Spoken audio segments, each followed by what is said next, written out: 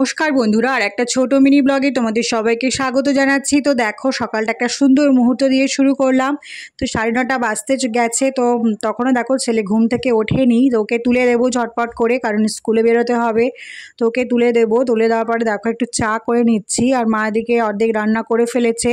তো রান্নাটাও প্রায় হয়ে গেছে। তো দেখো ডাল সেদ্ধ হয়ে গেছে, একটা ভাজা করবে। আর এদিকে পটল চিংড়িও হয়ে গেছে। তো সেটাই তোমাদের সাথে একটু শেয়ার করে দিলাম সকালে রান্না।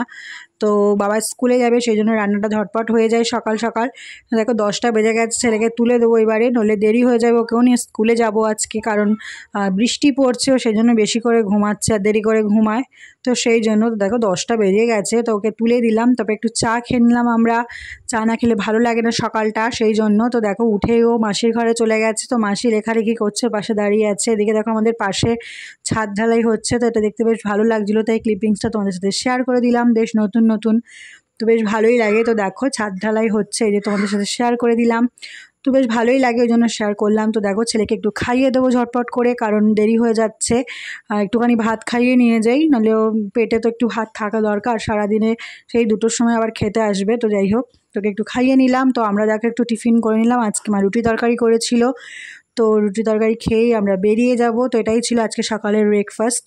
তো দেখো প্রতিদিনের মতোই কি ভিড়, মানে জ্যাম। আজকে তো গাড়িটা মানে সাইডই পাচ্ছিল না, এমন অবস্থা। তো যাই হোক, একটা গাড়ি এসে পুরো ব্লক করে দিয়েছিল। তো একদম পুরো রাস্তাটা জ্যাম হয়ে গিয়েছিল। তো দেখো আমরা স্কুলে পৌঁছেও গেছি।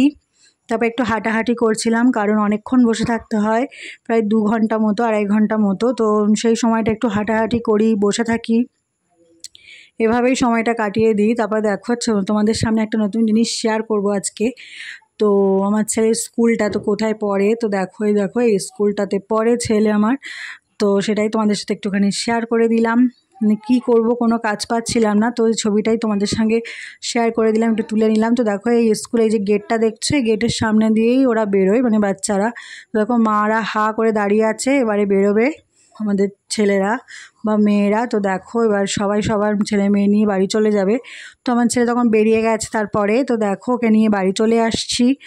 তো ওটা অটোতে করে আসছিলাম, তো সেটাই তোমাদের সাথে শেয়ার করে দিলাম। তো দেখো দুষ্টুমি করছে, কারণ খিদে পেয়েছে। এবারে বোন ছিল, তো একটু আইসক্রিম খেয়ে নিলাম। তো আইসক্রিম খেয়ে দেখো বাড়ি চলে এসেছি। তারপরে এসে লাঞ্চ থালিটা প্রতিদিনের মতো একটু শেয়ার করে দিচ্ছি তোমাদের সামনে। তো দেখো লাঞ্চ থালিটাকে সাজিয়ে দিলাম স্যালাড দিয়ে।